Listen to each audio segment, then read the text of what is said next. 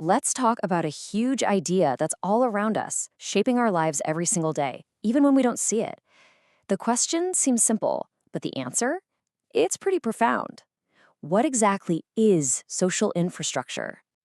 Okay, let me ask you something. When I say the word infrastructure, what's the first image that pops into your head? For most of us, it's probably something big, made of concrete, something we see all the time.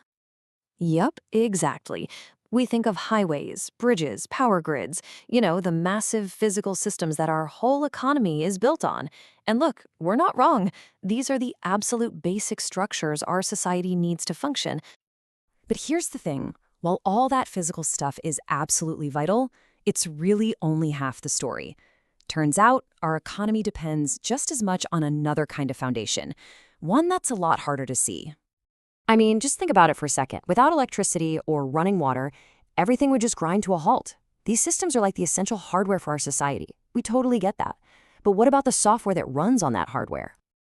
So let's pivot to that other half of the story. It's time to meet the equally important but often overlooked social infrastructure. This is the foundation that makes all that economic activity even possible in the first place. So what is it? Well, at its core, social infrastructure is all about the systems that help people, you and me, participate productively in society. We're talking about things like public education, social services, and healthcare. This comparison really makes it crystal clear.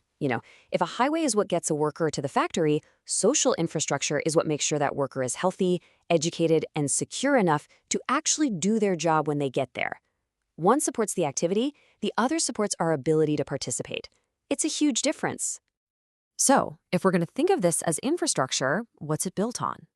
Well, it really comes down to two fundamental pillars that hold the whole thing up. So pillar number one is care. This is everything from childcare that lets a parent go to work, to paid sick leave so an employee can get better without losing their job, to long-term care for an elderly relative. It's simple. When people can get the care they need for themselves and their families, they can actually show up and contribute to the economy. And the second pillar? That's income support. Having enough money to put food on the table and keep a roof over your head isn't some luxury. It's the absolute baseline for being a productive member of society.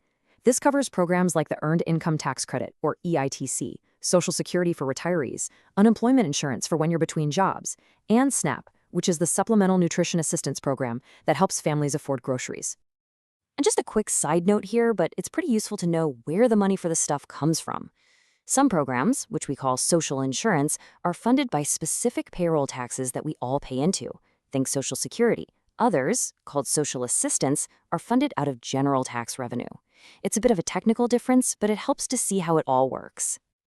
Okay, so you've probably heard a very specific term used for all these programs. But we're going to challenge that idea a little bit, because the words we use really, really matter. We always call it a social safety net. But the source material for this explainer argues that this metaphor is seriously misplaced. It sounds nice and helpful, sure, but it might actually be limiting how we think about these incredibly essential systems. So let's really think about that for a second. Is a safety net the best way to describe something like public education or Social Security? Does that word really capture what these programs actually do?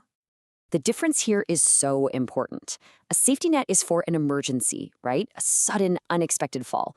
But infrastructure, that's foundational. It's there every single day, supporting us through predictable life events and helping to prevent that fall from ever happening in the first place. Here's the perfect example. A yearly checkup at the doctor isn't a safety net catching you from a health crisis. It's the foundation you're building to stay healthy. Having a child isn't a catastrophe, it's a normal life event. And the support systems for that child's development, that's infrastructure for our next generation. So this all brings us to the final and most crucial point. Why does reframing this as infrastructure matter so much? Well, because it's not just about helping people out. It's about building a stronger, more productive economy for every single one of us. Supporting these programs isn't just about kindness or charity, even though those are great reasons. From a purely economic point of view, it's a necessary investment. Just like we invest in bridges to keep commerce flowing, we have to invest in people to keep our economy strong. And the research shows exactly how it pays off. Social infrastructure actually boosts the number of people who can work. It develops the skills of our future workforce through education. It allows today's workers to be more productive. and it acts as a stabilizer for the whole economy, especially during downturns. And here's the key takeaway. Pretty much everyone agrees on how important physical infrastructure is, right? We get that it benefits all of us. When we start to see social infrastructure in the exact same way as a foundational investment in our collective success, it just becomes common sense. So that leaves us with one final thought. We all want a prosperous future, and we all agreed that takes strong infrastructure. The real question we have to ask ourselves is, what kind are we choosing to build? The kind made of concrete and steel, or the kind that invests in the health, the stability, and the incredible potential of our people?